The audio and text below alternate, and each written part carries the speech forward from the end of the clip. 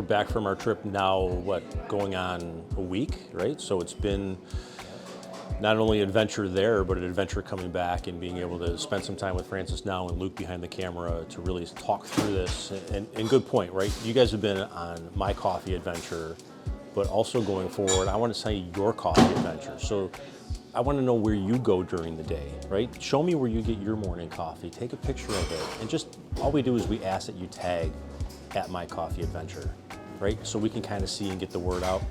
But yeah, the trip, I mean, the morning you guys pick me up, total surprise, garage door opens up and there you guys are with your camera. Luke's all ready to go and here it is at I think it was like 4 o'clock in the morning or something like that. So I'm carrying out garbage from the night before and you guys are already rolling film.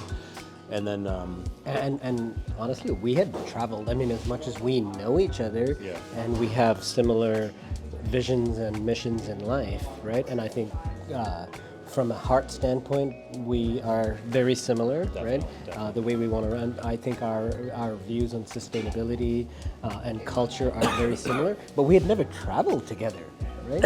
And I think that's a big thing, like going with people and traveling with people. Does that same mindset flow into the travel? Does it make it as smooth? Right, there's a lot of unknowns, right? Like you said, there's your daily life, there's my daily life. But I gotta tell you guys, everything gelled, right? We were on the same schedules, we were on the same wavelengths, we laughed about the same jokes, right? So it was just a blast from the beginning. You know, we got to the airport and the flights went flawless, right? I mean, talk about just the perfect thing. We booked one-way flights, right? So it was better for us to fly. I think we took JetBlue to Costa Rica, right? We went through Orlando, and then on the way back we had Delta and came through Atlanta. But you know, kudos to both those airlines and everything. It was like a perfect trip. A little turbulence here and there, but that's normal to be. But that went flawless. But one of the best parts I think I had in the beginning is when we went to get the rental car, right? That's just an adventure in itself. So I mean, even and this is a good tip for anyone traveling to Costa Rica. So even from a price standpoint, and I'll share the numbers here, right? So through my credit card, it was very, very inexpensive to rent the car. Now, don't take this number as the golden truth, but it was like in the order of $40 for 5 days. Again, don't quote me on that. Yeah. However, when you rent a car in Costa Rica, so just to give you the numbers, it was $40 to rent the car, but it was $350 for insurance. And that is the real deal. So like, there's a complete mismatch now. When you travel here anywhere in the U.S., it's kind of the other way around. It's $35 for the insurance and maybe $350 for the car. So wasn't the one option like $3,000 and like if you take the $3,000 option, you own the car if something happens to it, right? Yeah, it's just some crazy stuff. It's so crazy culturally, you get some. But you know what? From a customer, so when we landed, at least for me, Scott, because it was that unknown, like what's Costa Rica about? Like are they trying to rip me off? And I think another piece of, I don't know if it's advice, but it's just, you know what, like go with the local flow, right? I was a little tight at the thing because I wanted a specific car and they seemed so relaxed and I was a little tight because we're freshly off the plane. I will, agree 100% to that. One thing, like, I know I did a lot of reading before we went to Costa Rica and watch out for this, watch out for that. Just take that as a grain of salt because Costa Rica was completely different from what I read online. The culture is fantastic. People are friendly. I didn't feel like we were ever in a situation where people were trying to swindle us. Felt very safe, right? You know, the big misconception, don't drink the water. I'll tell you what, right away we asked, safest water, right? They're really big into cleanliness and hygiene. So that was fantastic. One other thing out of the airport that really caught me right away is when we were walking to the rental car. So we go up to the rental car desk, the guy comes, he's like, okay, you gotta follow me. So they have to bus us to where we have to go. But just that giant line of people holding up signs or taxi drivers like trying to solicit business, it had to be a good 200 feet, right? I mean, it was quite the walk there. So that was something that was kind of neat. Actually, on that, just a cultural thing, the guy who was driving the rental car bus taking us to the rental car place knew the cops that were walking by, like all of these random people, they're like, hey, and they knew each other on a first name basis. So from a cultural standpoint, right, you see those connections. People are very closely knit. Very close-knit society. And they take time to speak with you. So when you go there, you're like, hey, wait, why is he speaking to me? Why is he spending so much time with me? Does he want something from me? And I think that's something that we've got to undo in ourselves is like, well, no, it's just the way people are culturally. You know, kind of an offshoot to that, remember the day we were driving out to the lunch, and it's super windy roads. We're talking hairpin turns, barely in situations where you can get 2 cars by. The bridges are literally 1 car. Anyways, it was a Sunday, lots of motorcycles. Remember how we were kind of going up, we saw an ambulance coming down and waving right out the window like slow down? And just to be based on culture again, we're up in the mountains, right? Very close knit. And as we're coming around the turn, we see several people waving us on. And this is where the community really comes out, right? Unfortunately, someone did have a motorcycle accident. It was in the middle of the road. The person was in the ambulance. But how the community all came out and supported everybody, not only standing there to make sure that that person was taken care of, but also directing traffic. And flagging us down, like miles down the road, they were Yep. flagging us and flashing their lights, informing us that, hey, something has happened. Right. We were all trying to figure it out, and then we later realized that completely different from the States. But yeah, you know, then got our rental car, got a little Suzuki Samurai, which that was fun. It wasn't the stick shift like we wanted, but it was like the perfect vehicle to be in Costa Rica. Absolutely. To head to the coffee totally farm. Defined our trip. Yeah, you know, and then we kind of got off the beaten path. We were supposed to take what we would call like the throughway system, but we got rerouted due to traffic. And I love that route there, right? It took us through town, some different roads, through different communities. And I remember going up that last hill up to Finca Rosa Blanca, thinking like, are we going the right way? And the next thing you know, you literally turn through the gate, and it's just, you guys have seen some of the stuff already. The place is just so amazing, and everyone there is really took friendliness and hospitality to the next level. Right. And Finca Rosa Blanca, just from a visual standpoint, you go through the city of San Jose, which is an interesting drive, right? A lot of small stores and very community-based. And you get to this place, and it's honestly a sanctuary. Like, I didn't know, I think in our minds we were, I don't know about you, Scott, but I was envisioning a coffee farm to be like a vineyard, right? Very, you know, Italy, or, you know, I think about Niagara on the lake, like, but it's very different. You walk in and it's rich, lush greenery. It's kind of a sanctuary, and across the road is the official coffee farm, but they do have small coffee plantations right through the Finca Rosa Blanca resort itself. Right, and it was just up on a hill that you could look out way into the distance, and you saw San Jose. Yeah, I mean, it's like you're in the brush, and you'd like to say jungle. It's not the jungle, but very nicely landscaped. And you're kind of in this, like you said, comfort zone of cover.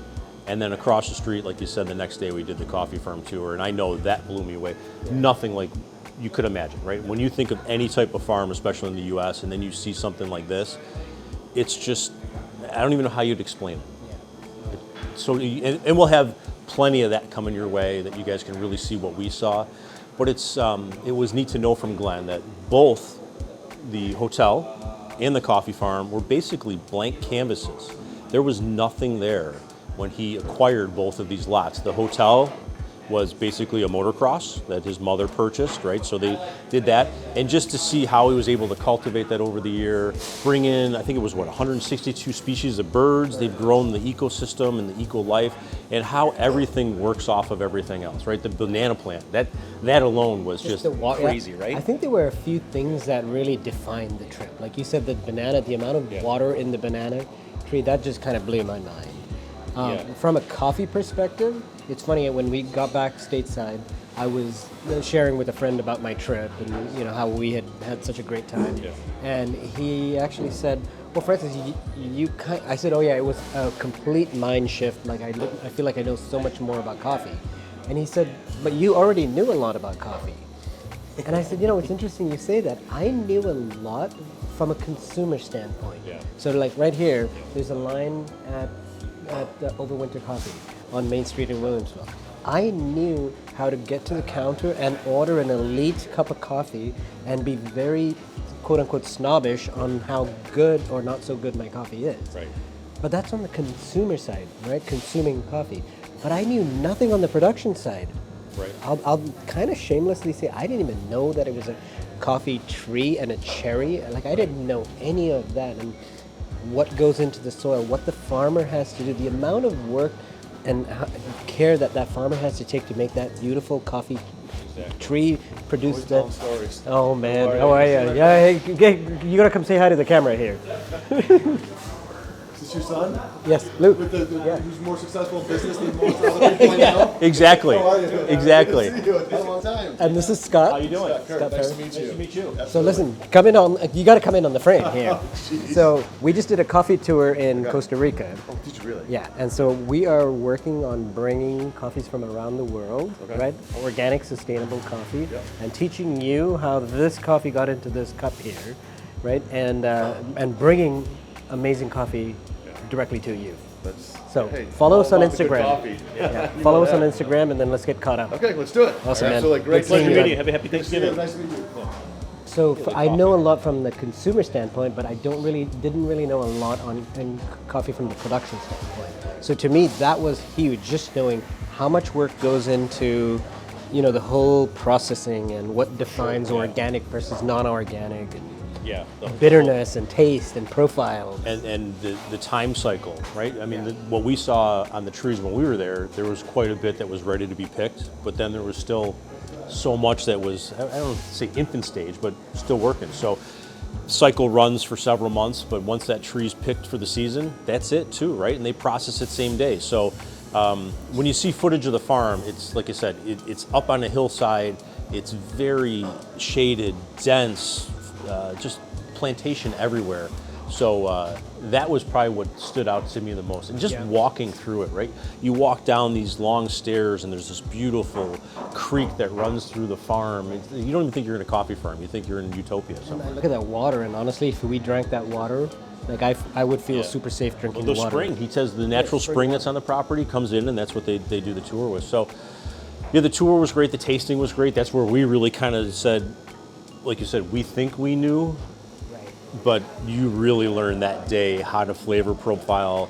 The difference, what blew my mind was the way they roast their coffee, and literally 2 minutes difference in the roasting process changes the flavor, changes the smell, changes the whole structure of everything. It defines the medium roast versus a dark roast. Yep. So that's a good important point. A dark roast is only 2 minutes extra in the roasting process.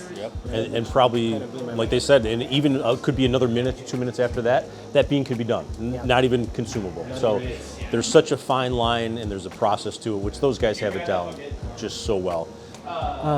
From a just a call out perspective, if you have the opportunity to do a coffee tour, I would highly recommend it. It's a huge learning experience.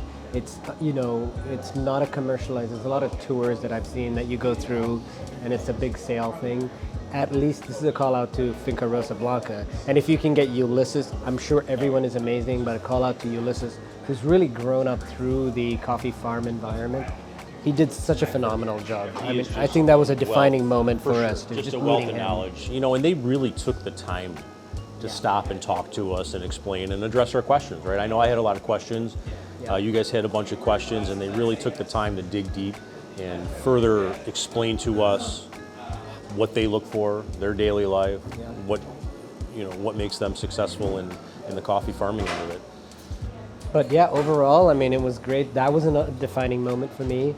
I don't know if you want to share, Scott, some of the, I guess another bonus that we can talk about Carlos Batala's farm.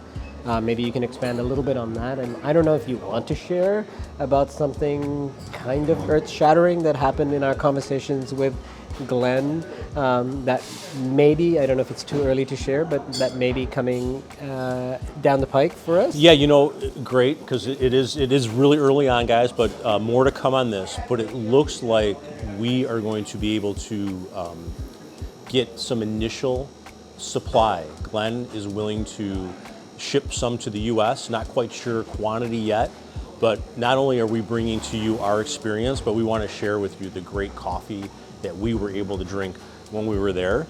So more to come, stay tuned. And Francis just brought us also Carlo Batala. Yeah.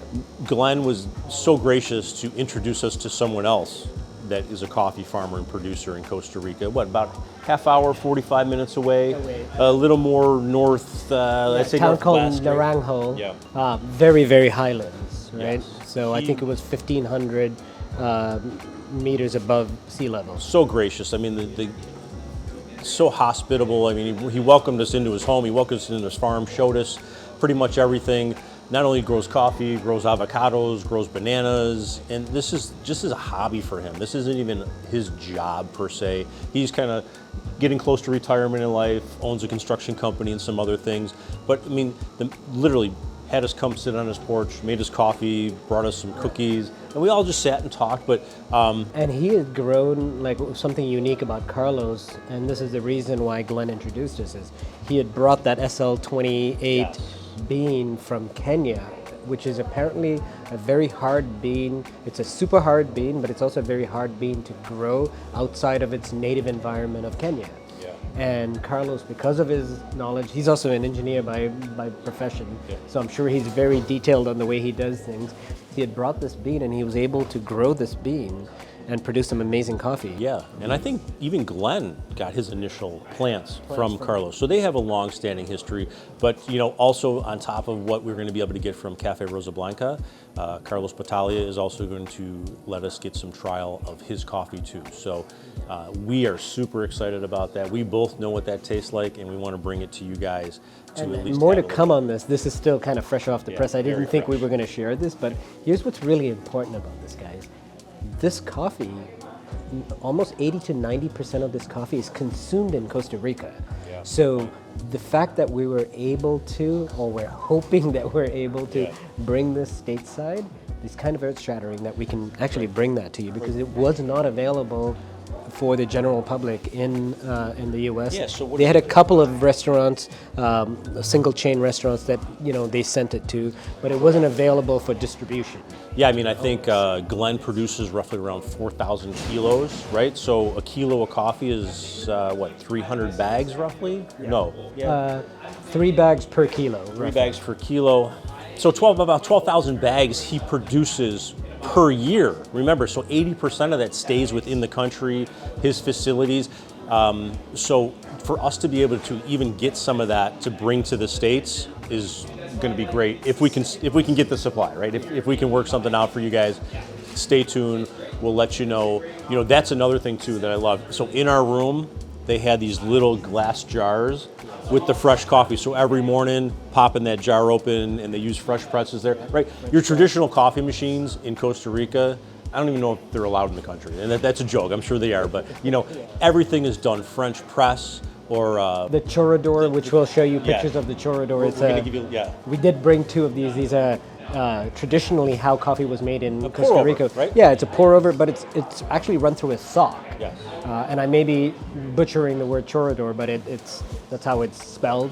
But it's a little device that's got a sock, and you do a pour over on the. So I on the believe Glenn mentioned that the big rumor is that over in Europe is where the pour over started. That's false. It's actually Costa Rica, and so this device is what they used.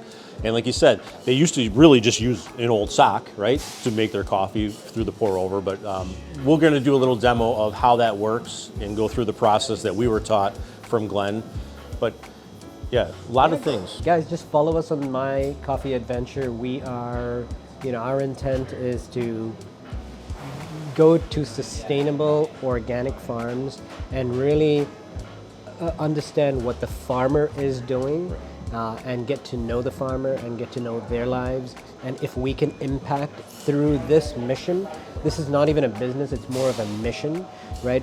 For us to understand, bring that understanding to you. And if we can help the farmer in their life continue to produce good quality coffee, because can you imagine if that whole industry died and we just had to drink average coffee? I think I would spiral down into a miserable wreck. So we want to keep these farmers happy. We want to understand what their challenges are. And if we can even help a teeny bit and give something back to them, that's the ultimate. I think you're dead on. Yeah, we really went after this trip and seeing how the whole community and the whole ecosystem works over in Costa Rica, especially with these farms, right? To be able to give back to the Ulysses of the world and just the people there that work, and this is their life, right? And so if we can somehow show our appreciation to them, not only we enjoy our coffee, but be able to give some of that joy back to them. So like you said, stay tuned. My Coffee Adventure on Instagram. Please show us your coffee adventures. We'd love to see what you're up to and get the word out. It's really what we're looking to do right now is just spread the word, grow this as big as we can and take any feedback that you guys have. If there's certain things you want to learn or certain things that you've done in the past and said, hey, Francis Scott, why don't you check this out? I know that we've been doing a lot of research since we've been back, and we've already got the wheels spinning on where we're going next, and it might be Costa Rica again, and just another angle around what's produced in Costa Rica that merges great with coffee. Yep. And we haven't even talked about chocolate yet, Yep. but we will. Yeah, we will. Do we just talk through Yeah, from ad when lib. we picked up, airport, get there, Yeah. just highlight some things? So I think, yeah, I like that, right? The whole purpose of this video, Is kind of a debrief, right? the debrief, is so we're at Overwinter Coffee. We're kind of fresh off the Costa Rica trip, right? And I think it was just overall for me, it was a complete mind blow. And I have some thoughts that I want to share, right? I know you have some thoughts, but maybe we'll collectively, we haven't really rehearsed or planned this, but maybe we'll collectively share our coffee journey, right? Exactly. My coffee journey, our coffee journey in Costa Rica, and share a bunch of unknowns from coffee to culture to community. Right, yeah.